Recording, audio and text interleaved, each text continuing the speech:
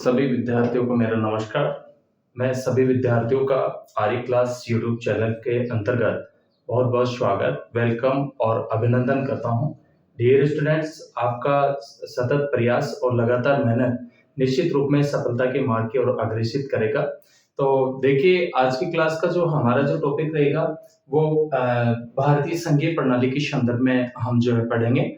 Dear students, मैं आपको बता दूं कि हमारे यहाँ पे संघीय शासन प्रणाली को अपनाया गया है और जो फेडरेशन है, ये फेडरल सबसे बना है, जिसका अर्थ होता है संधि या समझौता। अर्थात जब छोटे छोटे राज्य मिलकर के एक बड़े राज्य के अधीन रहने के लिए सहमत होते हैं और आपस में शक्तियां बांटने पर सहमत होते हैं, तो इस प्रकार की व्यवस्था को संघात्मक व्यवस्था के नाम से जाना जाता है।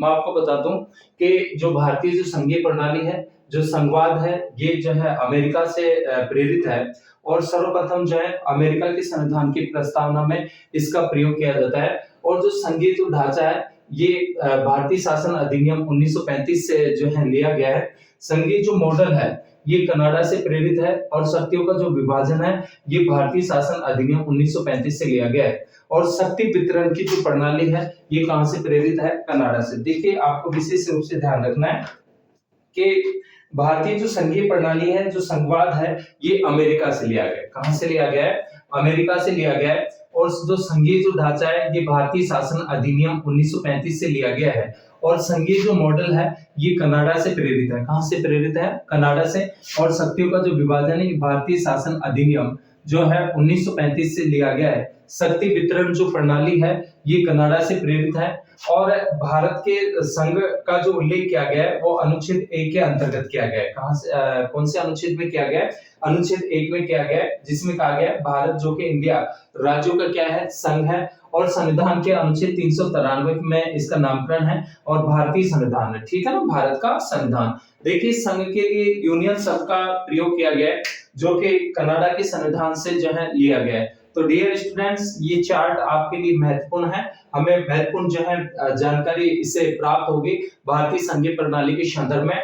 तो आप नोट कर सकते हैं कि संघवाद ये अमेरिका से प्रेरित है। संघीय ढांचा भारतीय शासन अधिनियम 1935 से लिया गया है। और संघीय जो मॉडल है, ये कनाडा से प्रेरित है। शक्तियों का जो विभाजन है, ये भारतीय शासन अधिनियम 1935 से प्रेरित है।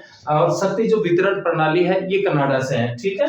और संघ के लिए यूनियन शब्द का प्रयोग जो किया गया है, ये कनाडा के संविधान से लिया गया है।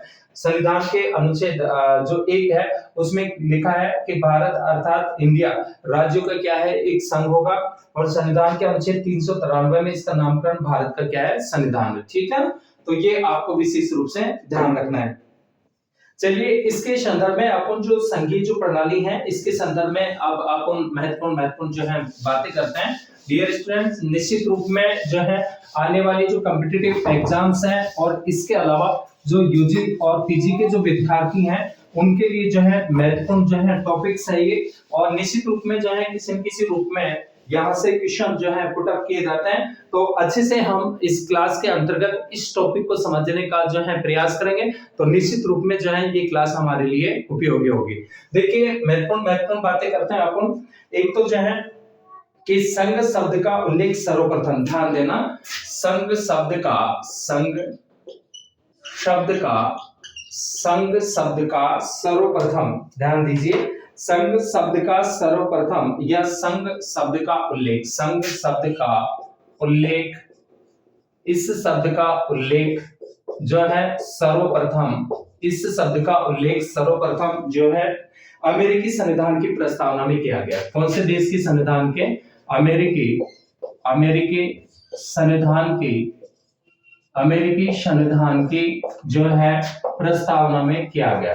किसमें किया गया? अमेरिकी संविधान की प्रस्तावना में किया गया। ये बात आपको विशेष रूप से ध्यान रखनी है कि संघ शब्द का उल्लेख सबसे पहले अमेरिका के संविधान की जो प्रस्तावना है, उसमें इस शब्द का क्या किया जाता है? उल्लेख किया जाता है। ठीक है ना, कि संघ शब्द का उल्लेख सर्वप्रथम अमेरिकी संविधान की प्रस्तावना में किया गया। डियर स्टूडेंट्स, विशेष रूप से आपको ध्यान रखना है, हमारे देश की जो संघीय प्रणाली है, भारतीय संघीय जो प्रणाली है उसके संदर्भ में अपन चर्चा कर रहे हैं। तो संघ शब्द का उल्लेख सर्वप्रथम अमेरिकी संविधान की जो है प्रस्तावना में किया गया।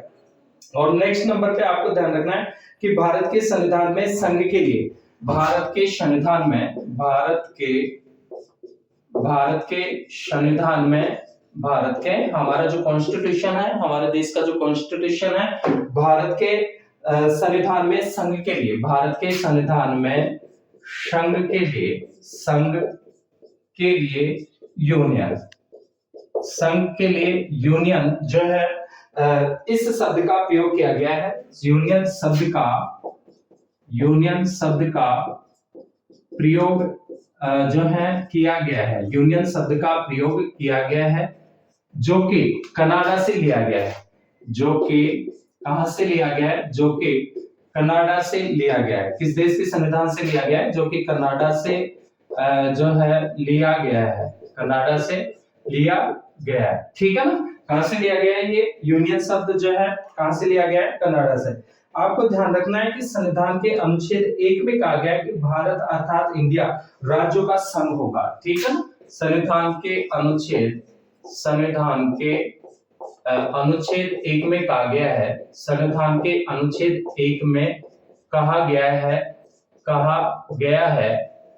कि भारत अर्थात इंडिया राज्यों का संघ होगा। क्या कहा गया है? भारत अर्थात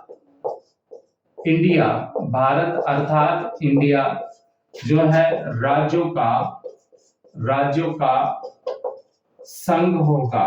ठीक है ना, भारत अर्थात इंडिया राज्यों का संघ होगा। ये कौन से अनुच्छेद में जो है उल्लेखित है? डियर स्टूडेंट्स, ये अनुच्छेद 1 में उल्लेखित है। और इसमें क्या कहा गया है कि भारत अर्थात जो इंडिया है वो राज्यों का क्या होगा? संघ होगा। ठीक है ना, इसके बाद में जो है राज्यों का संघ वाक्यांश से 2 अर्थ निकाले जाते हैं। राज्यों के संघ ये जो वाक्यांश है कौन सा जो है राज्यों का संघ, राज्यों का संघ, इस वाक्यांश से 2 अर्थ निकाले जाते हैं। डियर स्टूडेंट्स, एक तो जो है कि भारतीय संघ, 2 अर्थ निकाले जाते हैं, ध्यान रखना। भारतीय संघ इकाइयों के मध्य समझौते का परिणाम नहीं है। भारत संघ, इसका एक तो ये अर्थ है कि भारत संघ इकाइयों के मध्य, इकाइयों का मतलब राज्य, इकाइयों के मध्य समझौते का जो है परिणाम नहीं है। इकाइयों के मध्य समझौते का परिणाम नहीं है, समझौते का परिणाम नहीं है। एक तो डियर स्टूडेंट्स इससे ये अर्थ निकलता है, और दूसरा जो अर्थ निकलता है वो ये निकलता है कि भारत में इकाइयों को संघ से अलग होने की अनुमति नहीं है।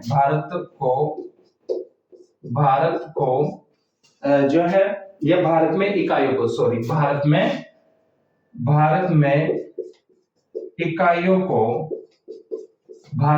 इकाइयों को संघ से अलग होने की अनुमति नहीं है। ठीक है, ये 2 अर्थ हैं, इससे निकलते हैं। संघ वाक्यांश शब्द से जो है जिसमें राज्यों का जो संघ है इसका 2 अर्थों में जो है मतलब निकलता है। डियर स्टूडेंट्स, क्या क्या? एक तो जो है कि भारत जो संघ है, हमारा जो इंडियन यूनियन है, उसमें इकाइयों के मध्य ये समझौते का परिणाम नहीं है। एक अर्थ ये लगाया जाता है, और दूसरा जो अर्थ लगाया जाता है कि भारत में इकाइयों को संघ से अलग होने की अनुमति नहीं है। डियर स्टूडेंट्स, मैं बता दूं, इकाइयां जो हैं वो भारत को प्रशासनिक सुविधा की दृष्टि से 28 राज्यों और 8 केंद्र शासित प्रदेशों में जो है बांटा गया है। तो जो ये जो राज्य हैं प्रशासनिक दृष्टि से, इन्हीं को जो है इकाइयों के नाम से जाना जाता है। प्रांत कह सकते हैं, प्रदेश भी कह सकते हैं। जबकि हम राजनीति विज्ञान में जो राज्य जो मानते हैं, राज्य हम उसको मानते हैं जिसके पास में 4 अंग है। आधुनिक समय में राज्यों के जो है 4 निर्धारक अंग माने गए हैं। कितने निर्धारक अंग माने गए हैं? 4 निर्धारक अंग माने गए हैं, जिसमें जनसंख्या आती है, निश्चित भूभाग आता है, सरकार आती है और संप्रभुता आती है। ये हम पिछली क्लास के अंतर्गत बात कर चुके हैं। तो इकाइयों, हाँ, कंट्री क्या हो सकता है, राज्य है। राजनीति विज्ञान में जो राज्य की जो परिभाषा है उसके अनुसार देश या जो कंट्री है वो राज्य है, जबकि ये जो प्रदेश या जो प्रांत है इनको हम राज्य का दर्जा नहीं दे सकते हैं, केवल इनको प्रशासनिक नामों से जो है राज्यों में बांटा गया है प्रशासनिक सुविधा की दृष्टि से। तो इसका दो अर्थ निकलते हैं कि एक तो भारतीय संघ इकाइयों के मध्य समझौते का परिणाम नहीं है, और एक भारत में इकाइयों को संघ से अलग होने की अनुमति नहीं है। ठीक है ना। नेक्स्ट है, आपको ध्यान देना है कि भारतीय संघीय ढांचे की अनूठी विशेषताओं के कारण विद्वानों के मध्य, जो राजनीतिक शास्त्री हैं, राजनीतिक वैज्ञानिक हैं, उनके मध्य जो है दो दृष्टिकोण उभरे।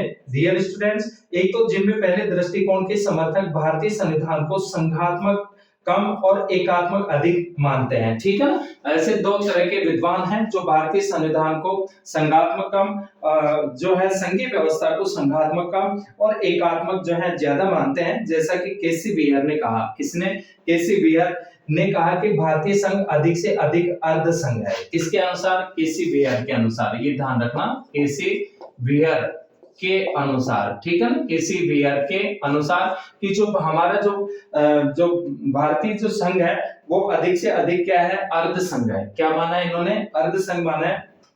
इसके अलावा जीएन जोशी ने कहा कि भारत संघ न ही अभी तो अर्ध संघ है और इसमें एकात्मकता के भी कतिपय लक्षण है। इसके अलावा केसी बीयर ने कहा कि भारत मुख्यतः एकात्मक राज्य है जिसमें संघीय विशेषताएं नाममात्र की हैं, अर्थात भारतीय संविधान संघात्मक कम और एकात्मक अधिक है। तो ऐसा मानने वाले जो विद्वान हैं वो कौन है, वो केसी बीयर है। ठीक है ना, कौन है, केसी बीयर है। दूसरे दृष्टिकोण के समर्थक विद्वान भारत को एक संघ मानते हैं और इनके अनुसार एक संघीय विशेषताओं से जो है ये युक्त है, इसमें संघीय विशेषताएं देखने को मिलती हैं। जैसे कि अलेक्जेंड्रोविच ने कहा कि भारतीय संघ वैधानिक दृष्टि से पूर्ण संघ है, क्योंकि जो लक्षण संघीय व्यवस्था में पाए जाते हैं वह सभी लक्षण भारतीय व्यवस्था में स्पष्ट रूप से पाए जाते हैं। नॉर्मन डी पावर ने लिखा है कि भारतीय गणतंत्र एक संघ है तथा उसकी अपनी विशेषताएं हैं जिन्होंने संघीय स्वरूप को अपने ढंग से ढाला है। ऑल एप्पल भी नॉर्मन डी पावर के विचार से क्या है, सहमत है। ठीक है ना। अन्य विद्वानों की बात करें तो डीडी बसु ने कहा कि भारत का संविधान न तो पूर्ण रूप से एकात्मक है और न ही पूर्ण रूप से संघात्मक, बल्कि दोनों का सम्मिश्रण मानते हैं। कौन, डीडी बसु। ध्यान रखना कि जो राजनीति शास्त्री हैं, राजनीतिक विद्वान हैं, डीडी बसु ने भारतीय जो संघ जो व्यवस्था है इसको जो है न तो जो है पूर्ण रूप से एकात्मक माना है और न ही पूर्ण रूप से संघात्मक, बल्कि दोनों का क्या मानते हैं कि सम्मिश्रण मानते हैं। क्या मानते हैं, दोनों का सम्मिश्रण मानते हैं। अंबेडकर ने कहा कि संविधान को संघात्मकता के तंग ढांचे में नहीं डाला गया है, अर्थात यह एक संघीय संविधान है जिसमें केंद्र और राज्य दोनों का गठन तथा दोनों की शक्ति का स्रोत भी क्या है, संविधान है। ठीक है। प्रसिद्ध कानूनी डायसी ने संघात्मक सरकार के आधारभूत जो लक्षण बताए हैं, एक तो लिखित संविधान, केंद्र व राज्यों के मध्य शक्तियों का विभाजन और स्वतंत्र न्यायपालिका, ये संघात्मक सरकार के आधारभूत लक्षण बताते हैं। डियर स्टूडेंट्स, कौन जो है प्रमुख जो विद्वान है, राजनीति शास्त्री हैं और जो कानूनी जो विद्वान है, कौन, डायसी। ठीक है ना, कौन, डायसी ने। तो डायसी ने आधारभूत लक्षण बताए इसके संघात्मक व्यवस्था के, जो है या संघात्मक सरकार के क्या क्या, एक तो लिखित संविधान। ठीक है ना, तीन आधारभूत जो लक्षण बताए कौन कौन से, कि एक तो लिखित क्या होता है, संविधान होता है। लिखित क्या होता है, संविधान। इसके अलावा क्या होता है, लिखित संविधान। ठीक है ना, लिखित संविधान। ठीक है ना। इसके अलावा शक्तियों का क्या होता है, वितरण या शक्तियों का कहें बंटवारा, शक्तियों का बंटवारा, शक्तियों का बंटवारा, एक ये इसका आधारभूत लक्षण बना है केंद्र और राज्यों के बीच में। और तीसरा जो आधारभूत लक्षण जो मानते हैं ये स्वतंत्र न्यायपालिका। ठीक है ना, स्वतंत्र न्यायपालिका, स्वतंत्र न्यायपालिका। डियर स्टूडेंट्स, मैं बता दूं आपको कि न्यायपालिका मोस्टली रूप से जो न्यायपालिका का जो वर्क होता है वो कानूनों की व्याख्या करना होता है, जो व्यवस्थापिका के द्वारा जो नीतियां या कानून बनाए जाते हैं और कार्यपालिका के द्वारा जिनको लागू किया जाता है उनकी व्याख्या करने का जो काम करती है कौन करती है? न्यायपालिका करती है। संविधान की व्याख्या करती है, नागरिकों के मूल अधिकारों की रक्षा करती है। इसलिए न्यायपालिका को नागरिकों के मूल अधिकार की अभिभावक व संरक्षक के नाम से भी जाना जाता है। दो तरह की न्यायपालिकाएं तानाशाही व्यवस्थाओं में भी हमें देखने को मिलती है। एक प्रतिबंधित न्यायपालिका होती है और एक स्वतंत्र न्यायपालिका होती है। प्रतिबंधित न्यायपालिका वह न्यायपालिका होती है जो स्वतंत्र नहीं होती है और जो मुख्य जो कार्यपालक होता है उसके द्वारा दिए गए आदेशों की क्या करती है? पालना करती है।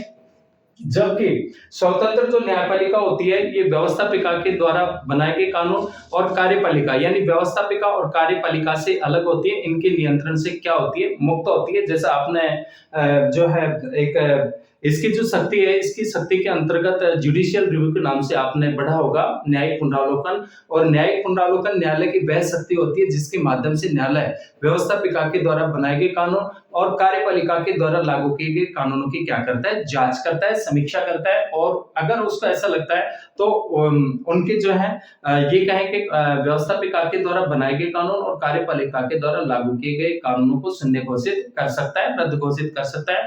न्यायपालिका की ये जो शक्ति होती है या न्यायालय की ये शक्ति होती है इसको न्यायिक पुनरावलोकन के नाम से जाना जाता है। तो स्वतंत्र न्यायपालिका को आवश्यक माना है किसने? डायसी ने। डायसी ने संघवाद के या संघात्मक जो सरकार होती है उसके 3 आधारभूत जो है लक्षण बताए।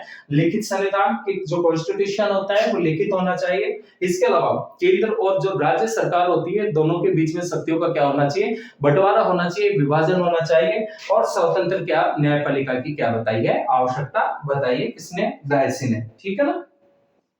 इसके बाद में जो है आगे हम बात करते हैं कि भारत के संविधान में विद्यमान जो संघात्मक लक्षण है। डियर स्टूडेंट्स, बहुत बार क्वेश्चन आता है कि संघात्मकता का जो लक्षण है वो कौन सा है। तो निश्चित रूप में जो है महत्वपूर्ण जानकारी है संघीय व्यवस्था के संदर्भ में। तो कहीं से न कहीं से इसमें से निश्चित रूप में जो है क्वेश्चन पूछे जाते हैं। तो डियर स्टूडेंट्स, ये क्लास आपके लिए जो है उपयोगी होगी और मेरे द्वारा आपको जो YouTube चैनल पर डेली जो क्लासेस जो कंटेंट आपके लिए जो है इस पे जो है डियर स्टूडेंट्स अपलोड करता हूं, निश्चित रूप में आपके लिए उपयोगी होंगे, आपके ज्ञान में जो है अभिवृद्धि होगी। तो अगर आपको मेरे द्वारा प्रोवाइड कराए जा रहे जो कंटेंट अच्छे लगे तो निश्चित रूप में आप क्लास को लाइक कीजिएगा और शेयर कीजिएगा। चलिए बात करते हैं अब हम कि भारत के संविधान में विद्यमान संघात्मक लक्षण। भारत के संविधान में भारत के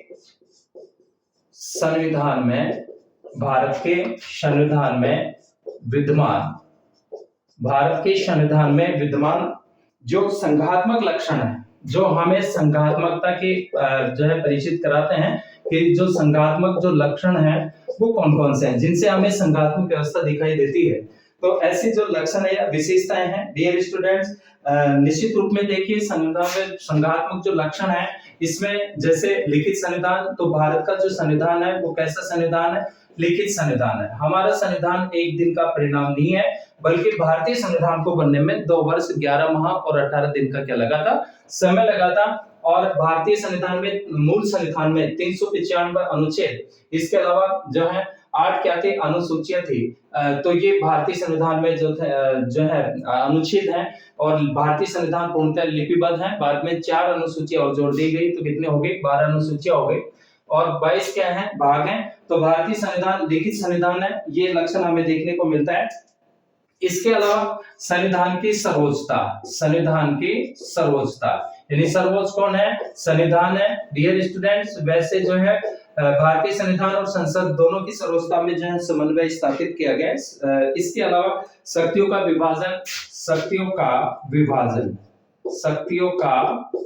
विभाजन डियर स्टूडेंट्स, शक्तियों का जो विभाजन है ये केंद्र और राज्य सरकारों के बीच जो है 3 सूचियों के माध्यम से किया गया है। एक तो जो है संघ सूची, कौन सी सूची? संघ सूची।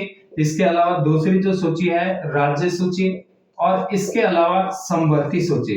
तो मुख्य रूप से जो है 3 सूचियों के द्वारा केंद्र और राज्य सरकारों के बीच में केंद्र वर्सेस राज्य सरकार, ठीक है ना, इनके बीच जो है शक्तियों का बंटवारा, बीच शक्तियों का विभाजन, जो शक्तियों का जो विभाजन किया गया है ये 3 सूचियों के द्वारा किया गया है। संघ सूची में ऐसे विषय आते हैं जो कि पूरे देश के महत्वपूर्ण विषय होते हैं, जैसे भारतीय प्रतिरक्षा है, परमाणु है, भारतीय रेल है, डाक है, तार है, इसके अलावा बैंकिंग है, मुद्रा है, जो पूरे देश के महत्वपूर्ण जो है विषय है, उन विषय पर कानून बनाने की जो शक्ति दी गई है वो कौन सी सरकार को दी गई है? केंद्र सरकार को। और केंद्र सरकार की जो व्यवस्थापिका होती है वो कौन होती है? वो संसद होती है। कौन होती है? संसद। तो संघ सूची के विषयों पर कानून बनाने का जो काम करती है वो संसद करती है। मुख्य रूप में इसमें जो है कितने विषय थे? 97 थे, बाद में जो है 3 और जोड़ दिए गए, तो कितने हो गए? 100। और राज्य जो सूची है, राज्य सूची में पहले 66 थे, बाद में 5 लेस हो गए, तो इसमें वर्तमान में 61 है। इसमें 47 थे, प्लस में 5 इधर से जो लेस किए इसमें ऐड कर दिए, तो कितने विषय हो गए? 53 विषय हो गए। ठीक है ना? तो इसमें जो है विषयों की संख्या बाद में 3 और जोड़ दिए गए, तो कितने हो गए? 100 हो गए। तो ये विषयों की संख्या है। तो हमें जो है केंद्र और राज्य सरकारों के बीच में जो है शक्तियों का वितरण जो है या विभाजन जो है देखने को मिलता है। तो निश्चित रूप में जो है ये संघात्मकता का जो है लक्षण है, भारतीय संविधान में विद्यमान संघात्मक लक्षण है। इसके अलावा न्यायपालिका की स्वतंत्रता। तो भारतीय जो न्यायपालिका है, भारतीय ये कहें कि न्यायपालिका की स्वतंत्रता, न्यायपालिका की स्वतंत्रता। तो भारत में जो है न्यायपालिका की स्वतंत्रता को जो है न्यायपालिका की स्वतंत्रता को सुनिश्चित किया गया है। डियर स्टूडेंट्स, न्यायिक पुनरावलोकन का भी आधार है यहाँ पे, जो कि अमेरिका से प्रेरित है। और न्यायपालिका को व्यवस्थापिका और कार्यपालिका के नियंत्रण से मुक्त रखा गया है। ये व्यवस्थापिका के द्वारा बनाए गए कानून और कार्यपालिका के द्वारा लागू किए गए कानूनों के क्या कर सकती है? जांच कर सकती है। और इसको अगर समीक्षा में अवैध लगे, नागरिकों के मूल अधिकारों में कहीं न कहीं बाधा डालते हैं, तो निश्चित रूप में उनको अवैध घोषित कर सकती है। तो न्यायपालिका की स्वतंत्रता देखने को मिलती है। इसके अलावा दोहरी सरकार, ठीक है ना? कौन सी सरकार? दोहरी सरकार। 2 स्तरों पर सरकार है। तो 2 स्तरों पर हमें सरकार देखने को मिलती है मुख्य रूप से। केंद्रीय स्तर पे जो है कौन सी सरकार होती है? केंद्र सरकार होती है। और जो राज्य स्तर है, राज्य स्तर पर कौन सी सरकार होती है? राज्य सरकार होती है। कौन सी सरकार होती है? राज्य सरकार। डियर स्टूडेंट्स, राज्यों में राज्य सरकारें हैं और संघीय या जो है केंद्रीय स्तर पे कौन सी सरकार है? केंद्र सरकार है। ठीक है। इसके बाद में न्यायिक पुनरावलोकन, ये अपन पहले बात कर चुके हैं। तो ये जो सारे जो लक्षण हैं, ये कौन सी व्यवस्था के लक्षण है? ये संघात्मक व्यवस्था के लक्षण हमें देखने को मिलते हैं। ठीक है ना? कि भारतीय संविधान के अंतर्गत संघात्मक लक्षण जो है हमें देखने को मिलते हैं। ये सभी जो हमने जो चर्चा की है, जिसमें मुख्य रूप से जो है लिखित संविधान है, इसके अलावा स्वतंत्र न्यायपालिका है, इसके अलावा शक्तियों का बंटवारा है, और इसके अलावा 2 स्तरों पर जो सरकारें हैं। ठीक है, ये सारे जो लक्षण हैं, ये किसको दर्शाते हैं? कि संघात्मक व्यवस्था को दर्शाते हैं। इसके बाद में हम बात करते हैं कि संविधान में विद्यमान एकात्मक लक्षण। संविधान में विद्यमान एकात्मक लक्षण। संविधान में विद्यमान कौन से लक्षण? एकात्मक लक्षण। ठीक है, जो एकात्मकता की ओर झुकाव है, या हम ये कहें कि जो है संपूर्ण शक्तियां जो है केंद्र में निहित हैं, जो केंद्र को शक्तिशाली होने की जो है हमें उसके बारे में संकेत करती है कि इसमें केंद्र को व्यापक शक्तियां दी गई है और शक्तियों का जो झुकाव है वो एकात्मकता की तरफ है। तो डियर स्टूडेंट, कुछ ऐसे प्रावधान है, कुछ इस तरह की भारतीय संविधान के अंतर्गत व्यवस्थाएं की गई हैं जो कि हमें एकात्मक लक्षणों की ओर जो है दर्शाती है कि एकात्मक लक्षण भी पाए जाते हैं। और उनमें मुख्य रूप से कौन कौन से हैं? डियर स्टूडेंट्स, मैं आपको बताता हूँ। एक तो आपातकालीन उपबंध। कौन से उपबंध? आपातकालीन उपबंध। ठीक है ना? आपातकालीन उपबंधों में क्या है कि अगर आप, जैसे डियर स्टूडेंट्स जानते हैं कि आपातकालीन जो शक्तियां दी गई हैं, ये किसको दी गई हैं? ये राष्ट्रपति को दी गई हैं। किसको दी गई है? राष्ट्रपति को। अनुच्छेद 352 के अंतर्गत। ठीक है, कौन से अनुच्छेद के अंतर्गत? अनुच्छेद 352। इसके अलावा अनुच्छेद 356 और एक जो है अनुच्छेद 360। ठीक है, तो राष्ट्रपति को आपातकालीन शक्तियां दी गई हैं 3 अनुच्छेदों के अंतर्गत, जिसमें मुख्य रूप से एक तो अनुच्छेद 352 है, 356 है और 300 कौन सा है? 60 है। 352 में क्या आता है? राष्ट्रीय आपातकाल आता है अगर देश पर किसी दूसरे देश ने आक्रमण कर दिया हो, इसके अलावा देश में आंतरिक सशस्त्र जो है विद्रोह हो गया हो, तो इस प्रकार की स्थिति में पूरे देश में जो है राष्ट्रीय आपातकाल की घोषणा की जा सकती है। डियर स्टूडेंट्स, अब तक भारत में जो है राष्ट्रीय आपातकाल की बात करें तो राष्ट्रीय जो आपातकाल है, आपातकाल ये 3 बार लागू हुआ है। कितनी बार लागू हुआ है? 3 बार। ठीक है ना। एक तो जब चीन ने भारत पर आक्रमण कर दिया था 1962 में, और दूसरा जो आपातकाल लागू हुआ था 1971 में, जब बांग्लादेश को पाकिस्तान से फ्रीडम कराया गया था, तो 1971 में। और तीसरा आपातकाल जो सर्वाधिक अवधि तक रहा 1975 में, 25 जून 1975 को, जब इलाहाबाद हाईकोर्ट ने श्रीमती इंदिरा गांधी के निर्वाचन को अवैध करार दे दिया था। तो ऐसी स्थिति में पूरे देश में जो है राष्ट्रीय आपातकाल की घोषणा कर दी जाती है। तो 352 के तहत राष्ट्रीय आपातकाल लागू होता है। इस प्रकार से जो है ये एकात्मकता की ओर चला जाता है। 356 की बात करें तो 356 में जो प्रावधान है, राज्यों में संवैधानिक तंत्र के, राज्यों में संवैधानिक तंत्र के विफल होने की स्थिति में, ठीक है ना। इसके अंतर्गत क्या हुआ कि अगर किसी राज्य का जो शासन है वो संविधान के अनुसार नहीं चलाया जा रहा हो, और डियर स्टूडेंट्स आप जानते हैं राज्य में राज्यपाल होता है, और राज्य की कार्यपालिका में जो नाम मात्र की और संवैधानिक कार्यपालिका में राज्यपाल आता है।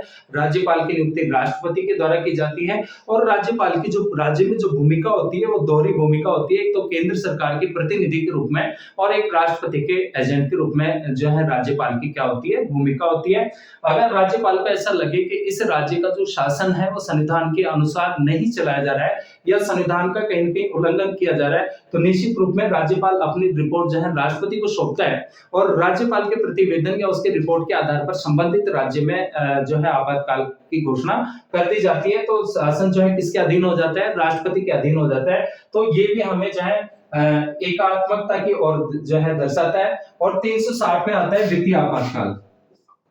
किस बात का प्रावधान किया गया है, वित्तीय आपातकाल का प्रावधान किया गया।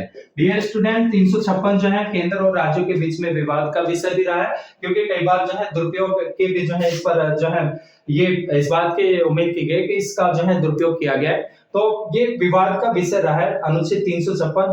बहुत सारे राज्यों में जो है सब सर्वाधिक बात करें तो हम जैसे पंजाब है, हरियाणा, उत्तर प्रदेश है, जे.एंड.के, यहाँ पे जो है क्या सर्वाधिक क्या किया गया, प्रयोग किया गया।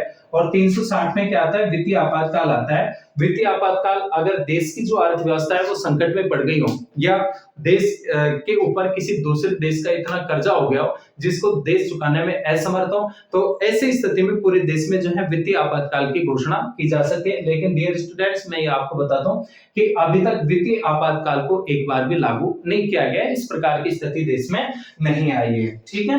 तो कहने का मतलब जो आपातकालीन जो प्रावधान है ये एकात्मकता की ओर जो है संकेत करते हैं। इससे हमें एकात्मक लक्षण है आपातकालीन उपबंध, और इसके बाद में इकहरी नागरिकता या एकल नागरिकता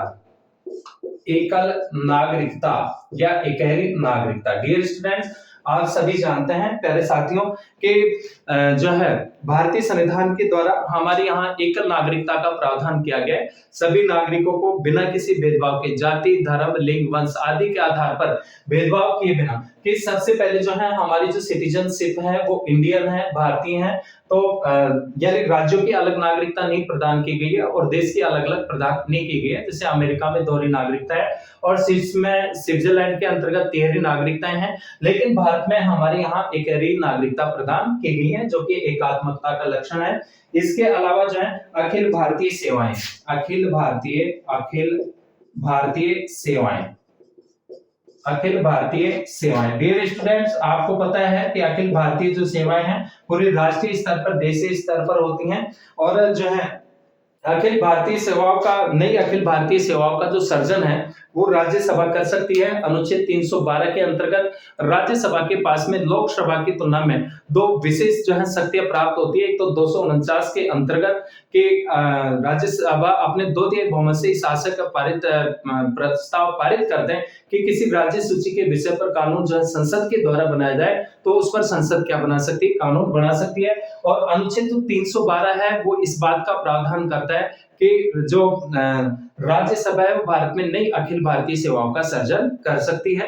नई अखिल भारतीय सेवाएं, डियर स्टूडेंट्स, अखिल भारतीय जो सेवाएं होती हैं उनके जो भर्ती की जाती है संघ लोक सेवा आयोग के द्वारा की जाती है, लेकिन उनकी जो सेवाएं हैं, कार्मिकों के जो अधिकारी होते हैं, ऑफिसर्स होते हैं, उनकी सेवाएं कहाँ ली जाती हैं, राज्यों में भी जो है वो सेवाएं प्रदान करते हैं।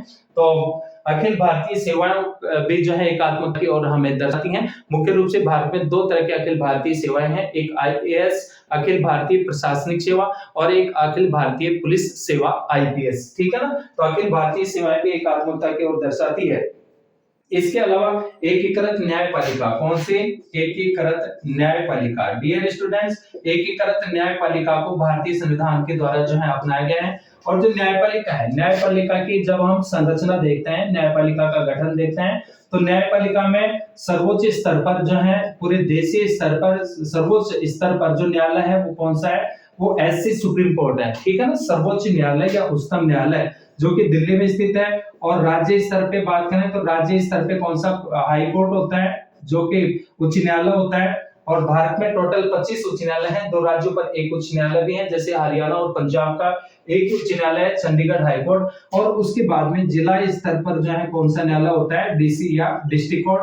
और फिर जितने भी न्यायालय हैं इनको जो है अधीनस्थ न्यायालयों की श्रेणी में रखा गया है। ठीक है ना, अधीनस्थ न्यायालयों की श्रेणी में ये न्यायपालिका का गठन है। और देखिए इसके जो है निर्णय के खिलाफ, हाईकोर्ट के निर्णय के खिलाफ अंतिम जो अपील है वो सुप्रीम कोर्ट में की जा सकती है। लेकिन सुप्रीम कोर्ट के द्वारा दिया गया निर्णय भारत संघ के अधीन स्थापित जितने भी न्यायालय हैं इसके निर्णय की पालना करनी पड़ती है। तो अंतिम जो निर्णय होता है किसका होता है? सुप्रीम कोर्ट का होता है, सर्वोच्च न्यायालय का होता है। तो इस प्रकार से जो है एकीकृत न्यायपालिका को भारत में अपनाया गया है, जो कि एकात्मकता का क्या है? लक्षण है। और एकात्मक लक्षणों की बात करें तो संघ और राज्यों का जो है क्या है? एक ही संविधान है। ठीक है ना, राज्यों का और संघ का अलग अलग संविधान नहीं है, बल्कि संघ व राज्यों का एक ही संविधान है। ठीक है ना, एक ही क्या है? संविधान है, अलग अलग जो है संविधान नहीं है। जो भी एकात्मकता का एक लक्षण है, राज्यों के लिए भी एक ही संविधान है और संघ के लिए भी क्या है? केंद्र के लिए भी क्या है? एक ही संविधान है। नेक्स्ट, केंद्र द्वारा राज्यों में राज्यपाल की नियुक्ति, ये भी एकात्मकता को दर्शाता है कि केंद्र के द्वारा राज्यों में राज्यपाल की नियुक्ति। जैसा आप सभी जानते हैं कि राज्यपालों की जो नियुक्ति की जाती है किसके द्वारा की जाती है? राष्ट्रपति के द्वारा की जाती है। और राष्ट्रपति जो है केंद्र के कार्यपालिका में आता है, कार्यपालिका संबंधी राष्ट्रपति में नियुक्त किए गए। लेकिन साथ ही इस बात का प्रावधान किया गया कि जो राष्ट्रपति होगा वो अपने अधीनस्थ पदाधिकारियों के माध्यम से शक्तियों का प्रयोग करेगा।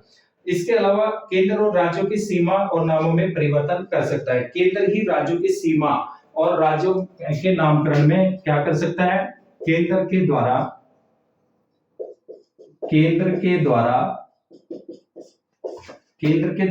राज्यों के नामकरण व सीमा में परिवर्तन। डियर स्टूडेंट्स, ये जो अधिकार दिया गया है साधारण बहुमत के द्वारा, संसद जो है केंद्र जो राज्यों के नामकरण है उसकी सीमा में क्या कर सकती है? परिवर्तन कर सकती है। ठीक है ना, तो केंद्र के द्वारा राज्यों के नामकरण व सीमा में परिवर्तन, ये भी किसको, कौन से लक्षण को दर्शाता है?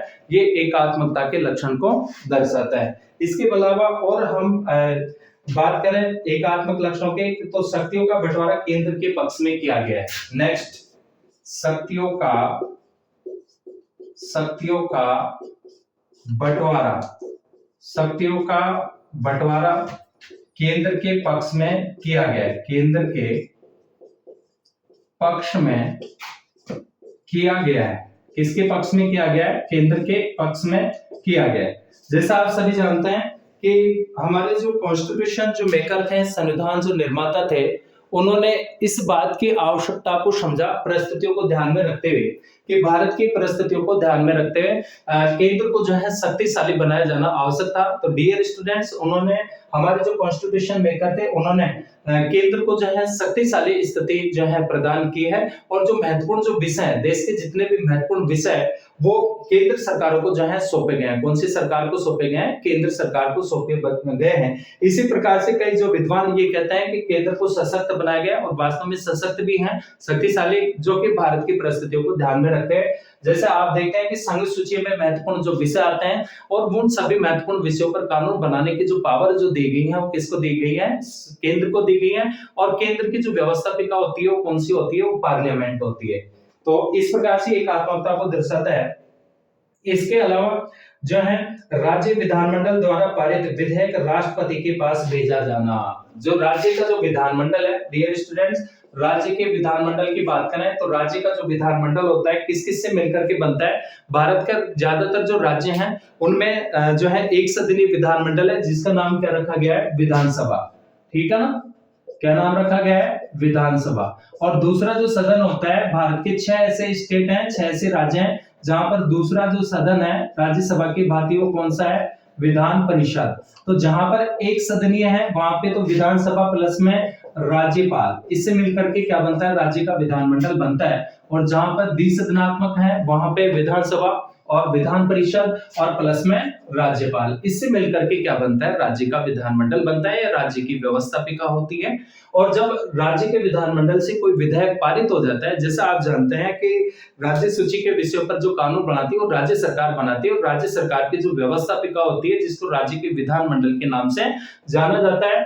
जब विधेयक दोनों सदनों से, जहां पर 2 सदन है, जब दोनों सदनों से पारित हो जाता है तो हस्ताक्षर के लिए किसके पास भेजते हैं, राज्यपाल के पास में। राज्यपाल या तो हस्ताक्षर कर देता है या फिर राष्ट्रपति के विचारार्थ किसी विधेयक को अपने पास रख सकता है। तो ऐसी स्थिति में कहने का मतलब कि जब राज्यपाल राज्य के विधानमंडल द्वारा पारित विधेयक को राष्ट्रपति का अनुमति के या विचारार्थ अपने पास रख लेते हैं, तो ये भी जो है किसको दर्शाता है, ये एकात्मकता को दर्शाता है। किसको दर्शाता है, एकात्मकता को दर्शाता है। तो कहने का मतलब डियर स्टूडेंट्स, विशेष रूप से आपको ध्यान रखना है।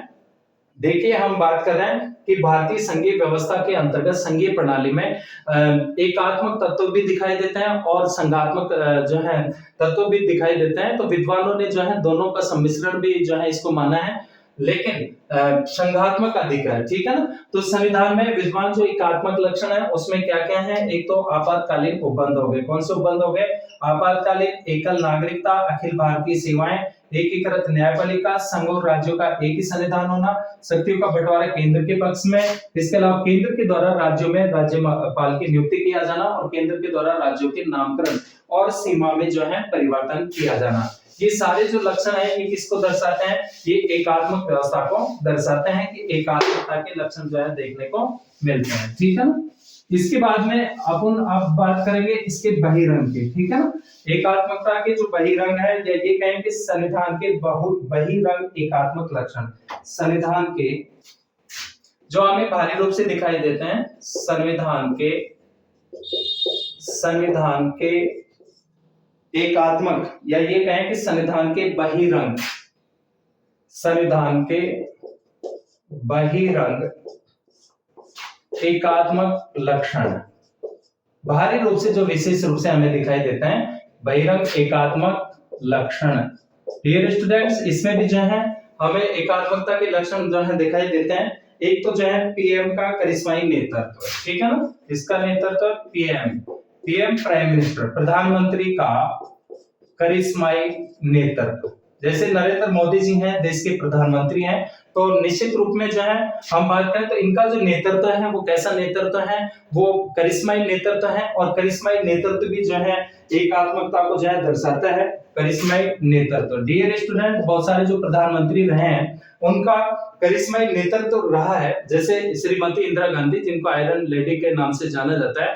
इसके अलावा करिश्माई नेतृत्व की बात करें तो पंडित जवाहरलाल नेहरू जी।